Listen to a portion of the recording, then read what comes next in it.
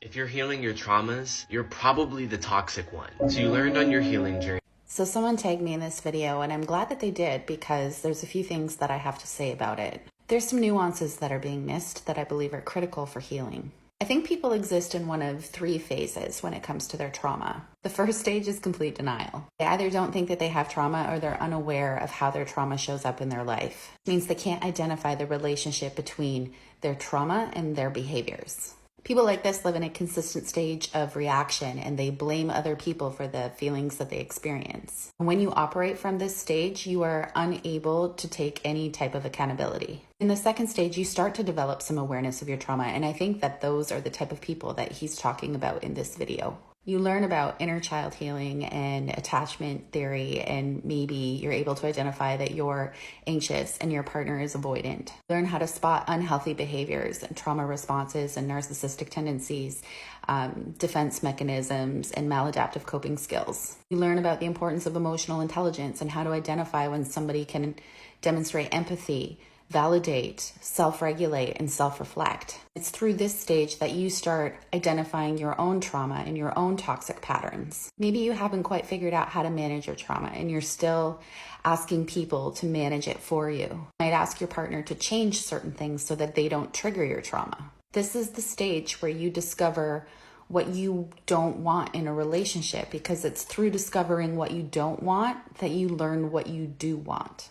Then there's the last stage, trauma integration. And that's acceptance that you have trauma and you learn how to allow space for it to exist. I don't believe that we ever fully get over our trauma. I think that we learn how to live our life with that being a part of it. So for me, that means having the awareness that it's there and learning how to take care of it. So setting emotional boundaries, centering your own emotional needs, and choosing people that are safe for you. By accepting your own trauma, you're able to accept somebody else's trauma because you're not trying to change who they are.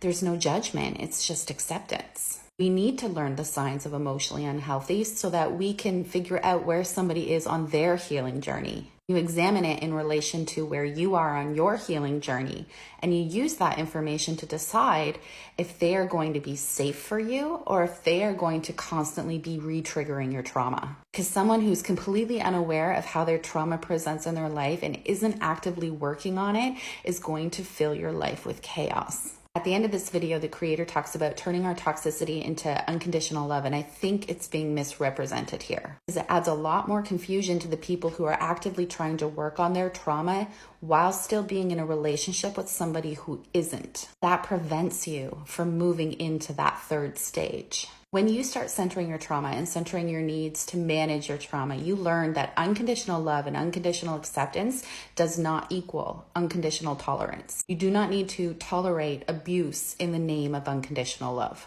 You can love somebody despite their behaviors, but also decide that they're not a good fit for you. Everybody is on their own healing journey. You have to know where you are, and you have to be able to take a look at your partner to determine if they're growing with you or if they're holding you back from your growth. When you decide to release these people, that is the biggest act of self-love and unconditional love and acceptance, because you're honoring your needs while also accepting the person in front of you no longer vibrates with where you're at. There's no anger or animosity or judgment. It's just acceptance of who they are and where they are at, and it's okay to love them unconditionally from a distance. And once you make that decision, once you release those people, the universe will fill your life with people that match you, because like attracts like, and we're all energy.